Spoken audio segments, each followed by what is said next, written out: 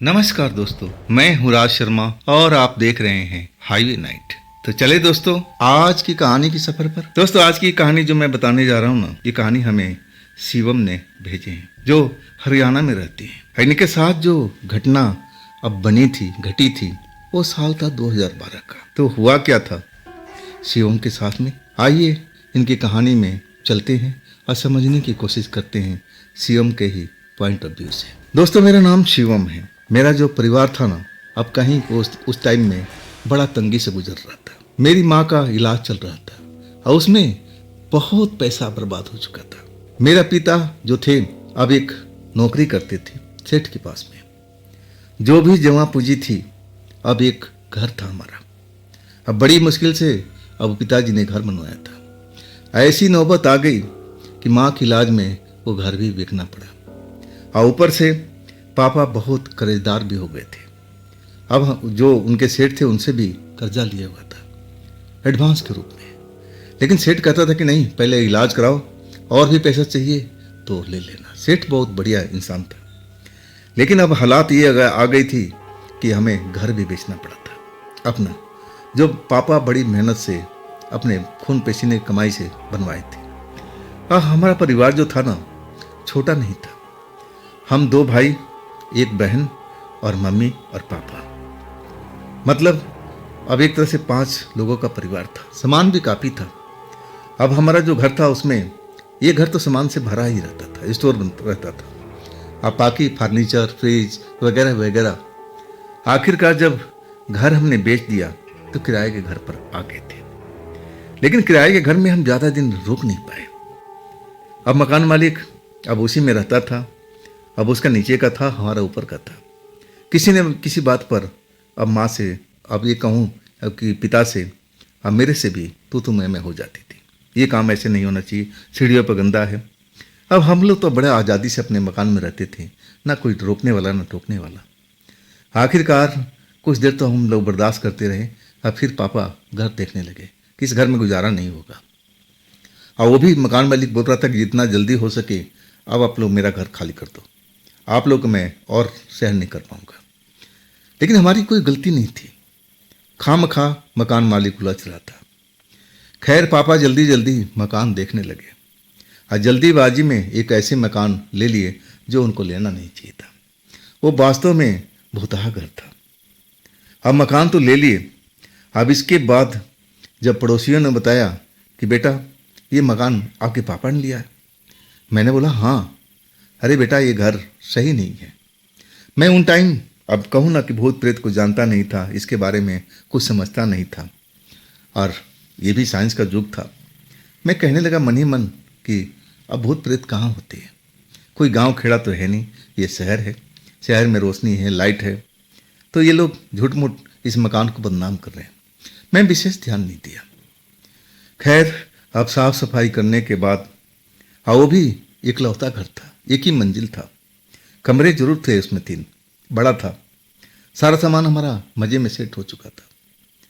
और आखिरकार अब उस घर में हम मौज से रहने लगे।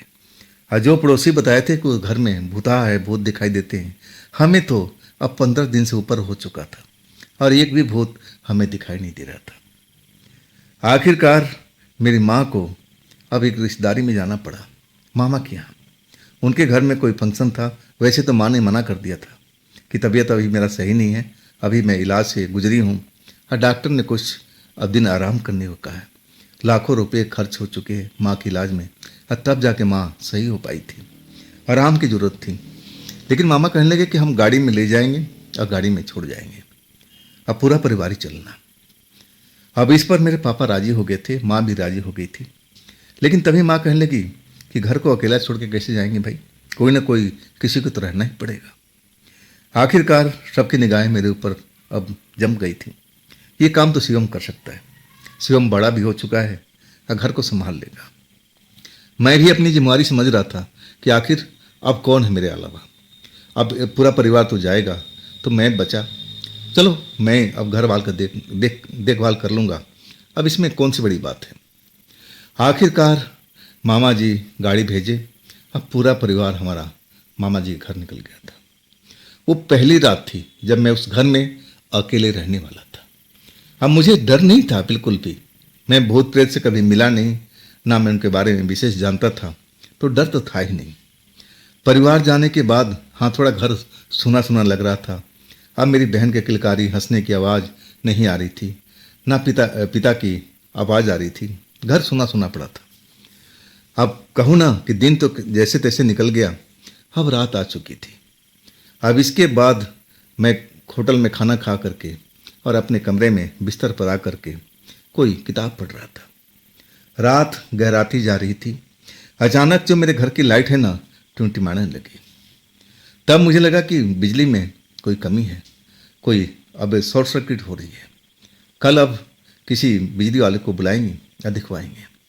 अब बिजली कहूँ ना कि टिमटिमा रही थी, और कभी कभी कुछ देर के लिए बंद भी हो जाती थी, अब फिर अचानक जलने लगती थी, अब फिर वैसे ही चलता रहा कुछ देर तक, फिर बिजली प्रॉपर रहने लगी।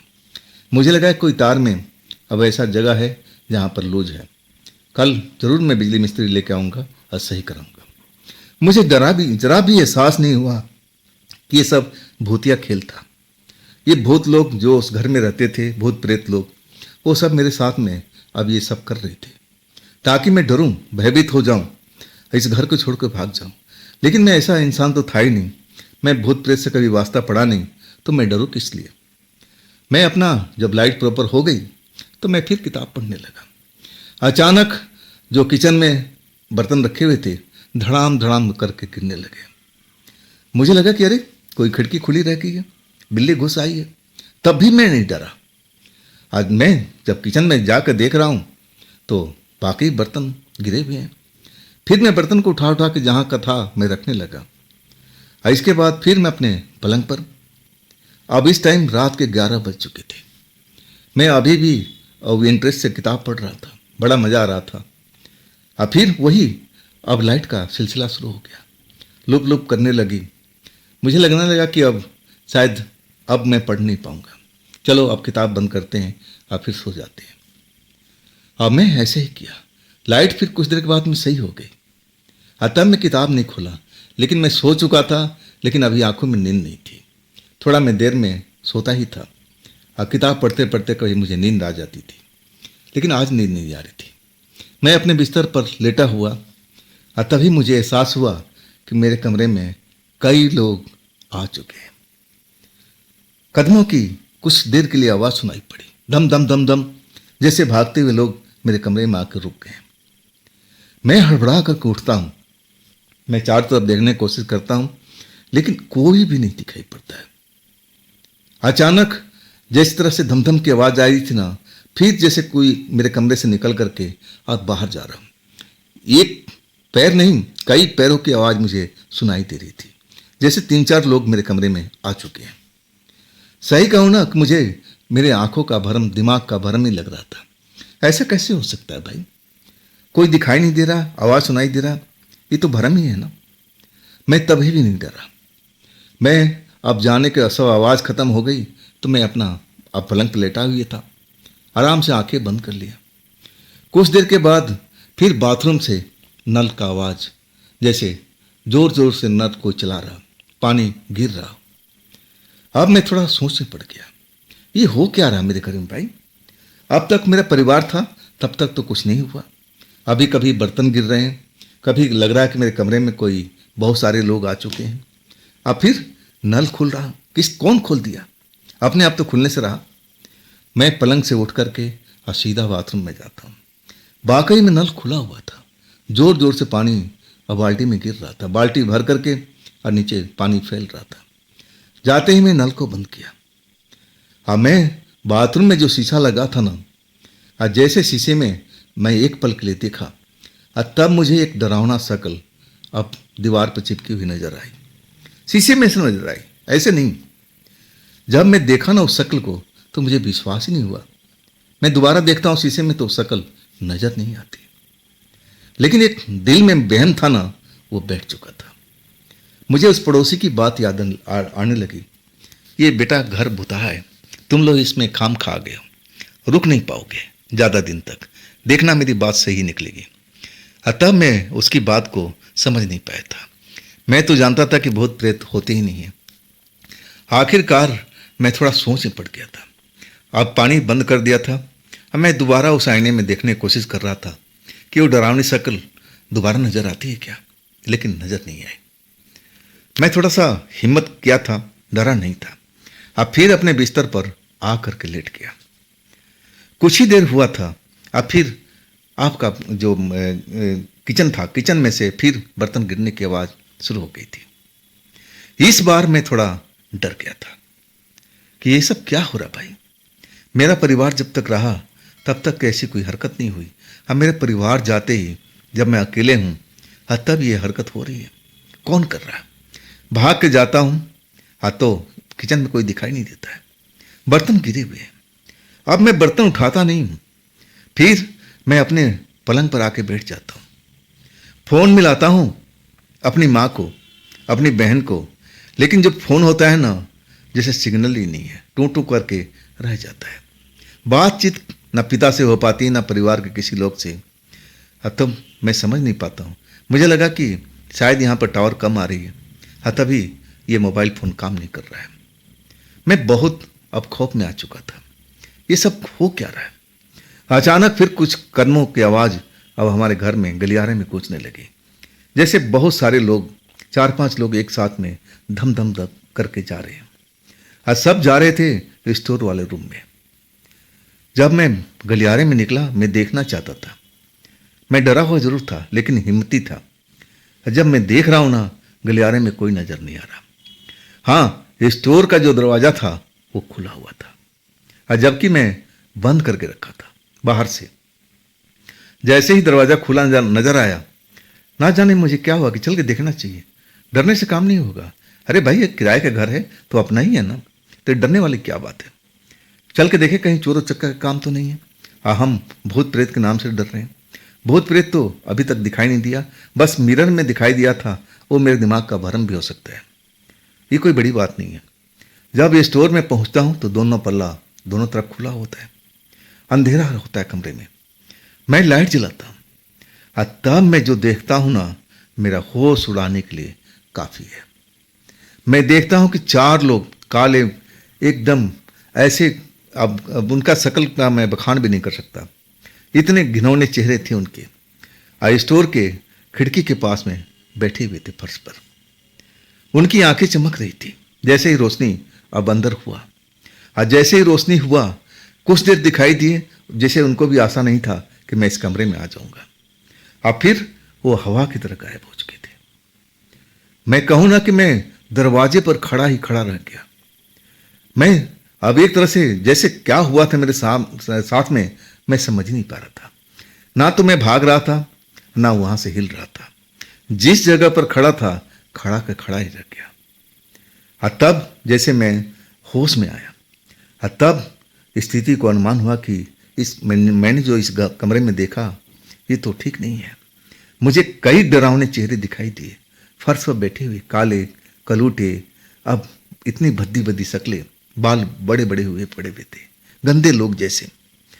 सही कहूं कि स्टोर का दरवाजा धड़ाम से बंद किया, और फिर मैं भागते हुए अपने कमरे में। अब मैं पहुंचा, फोन उठाता हूं, और तब डायल टोन आ जाती है, मतलब टावर आ जाता है, रिंग जाने लगता है। और सबसे पहले मैं अपने पिता का फोन मिलाया था, और वो उनकी नींद से भरी आवाज़ सुनाई पड़ती है। हाँ शिवम, सोया नहीं अभी तक?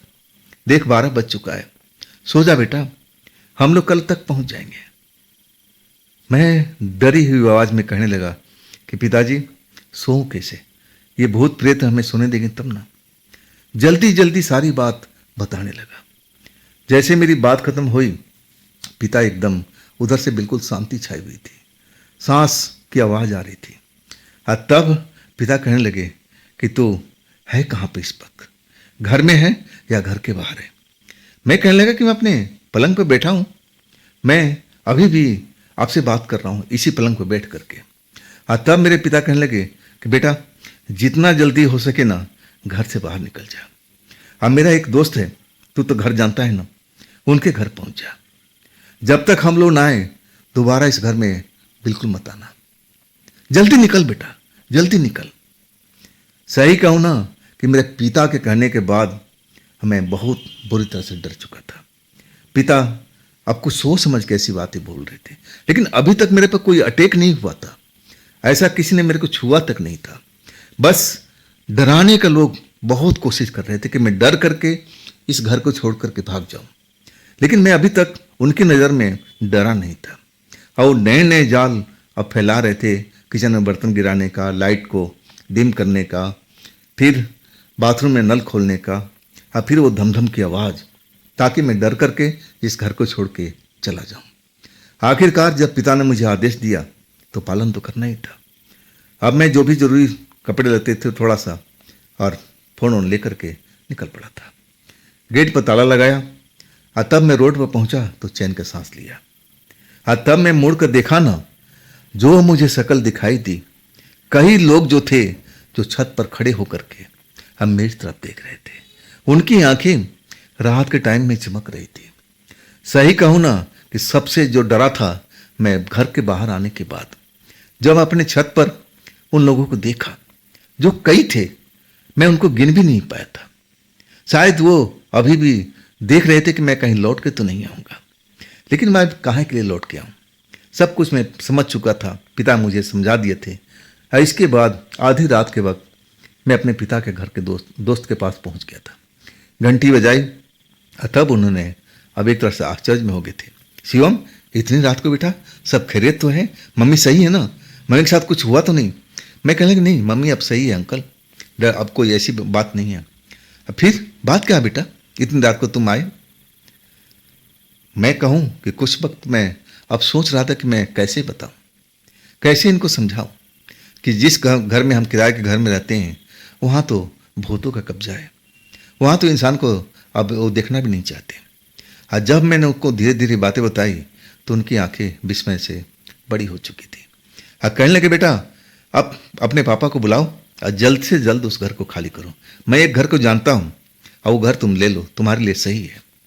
और वो घर मैं अब अच्छी तरह जानता हूँ, मेरे जानने वाले की है।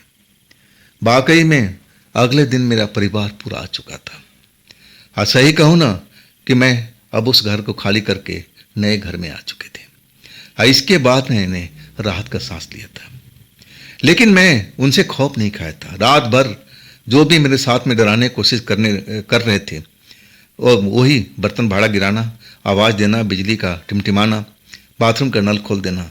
वो चाहते थे कि कैसे भी लड़का डर करके भाग जाए, दोबारा इस घर में ना आए। वाकई में वो घर भूतिया था ही, उसका इतिहास ही ऐसा था। उसमें आज तक कोई किराएदार या मकान मालिक जो भी घर को खरीदा है कभी रुक नहीं पाया। तो दोस्तों, ये थी शिवम जी की भेजी हुई कहानी। ये कहानी आपको कैसी लगी कमेंट में ज़रूर बताइएगा। और दोस्तों, ये भी चैनल आप ही का है, तो इसको भी अपना प्यार दीजिए, लाइक कीजिए, सब्सक्राइब कीजिए, अपने दोस्तों को शेयर कीजिए। और फिर हम कल की रात मिलते हैं एक नई घटना, एक नई कहानी के साथ में। आप लोग अपना ख्याल रखिएगा। नमस्कार।